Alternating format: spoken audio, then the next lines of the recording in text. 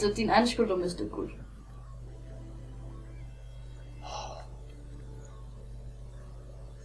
Okay. Okay. Ja. Ja. Det er min egen skyld. Ja, du sagde, at jeg skulle tage dine ting.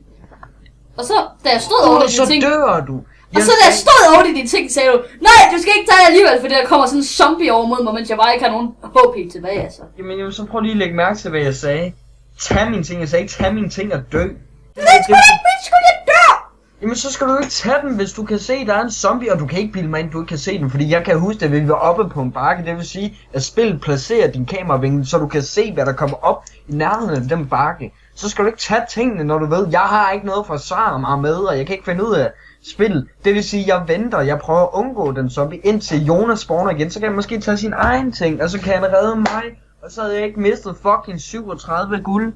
Altså, helt ærligt. Helt ærligt. Ja, okay, jeg ved det godt, jeg mistede halvdelen af vores venskab den dag. Undskyld. 37 dele. 37. Melanie, ved du, hvad man kan købe for 37 guld?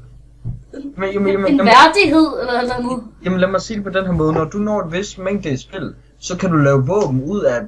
Du kan jo lave våben ud af fucking alt. Men når du laver våben ud af en vis special materiale, og du har en vis ting, du måske har bygget, eller også købt af guld, så kan du opgradere.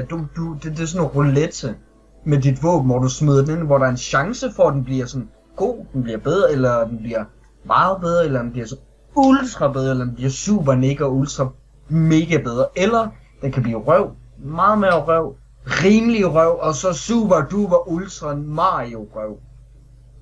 Er du klar over, hvor mange gange jeg kunne gøre det for 37 guld med våben, der ellers er røv, og så kunne jeg give den til dig? Men nej Melanie. Nej Melanie. Hvorfor skal der være sådan en negativ møgfisse? Nej Melanie. Jo, fisk. Nej.